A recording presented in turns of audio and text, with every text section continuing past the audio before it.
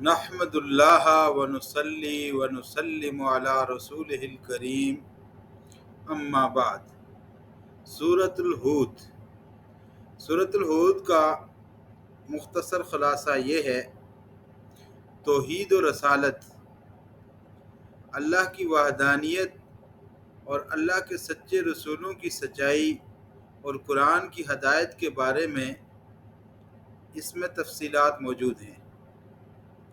دوسرا مضمون جو اس میں بیان ہوا ہے وہ انبیاء علیہ الصلاۃ والسلام کے قصص ہیں، انبیاء کے واقعات ہیں۔ نوح، ہود، صالح، لوط، شعیب علیہ الصلاۃ والسلام کے واقعات کو بیان کیا گیا ہے، اور ان کی اقوام سے عبرت حاصل کرنے اور جو کام انہوں نے کیے ان سے بچنے کی تلقین کی گئی ہے۔ آخرت، قیامت، جزا و سزا اور نافرمانیوں کا انجام، اس کے بارے میں خبر دی گئی ہے۔ انذار و تبشیر،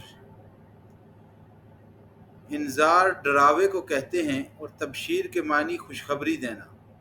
اس صورت میں نافرمانوں کو انذار کیا گیا ہے، ڈرایا گیا ہے، اور فرمانبرداروں اور نیکوکاروں کو خوشخبریاں سنائی گئی ہیں، ان کو تبشیر دی گئی ہے، جنتوں کی، اللہ کی رضا کی اور اس کی مغفرت اور بخشش کی۔ اور ایک اور مضمون جو اس میں بیان ہوا ہے وہ استقامت ہے۔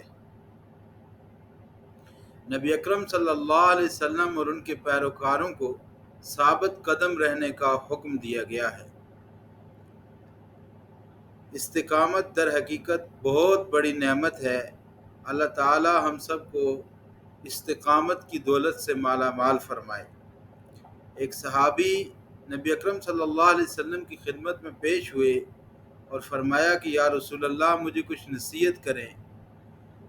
آپ صلی اللہ علیہ وسلم نے انہیں کوئی لمبی بات نہیں فرمائی، بلکہ یہ فرمایا کہ قل آمنت باللہ ثم استقم، کہہ دے کہ میں اللہ پر ایمان لایا، پھر اس پہ استقامت اختیار کر لے۔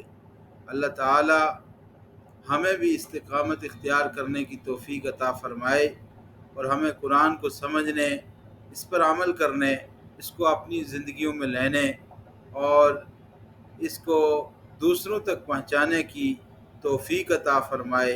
السلام علیکم ورحمۃ اللہ وبرکاتہ۔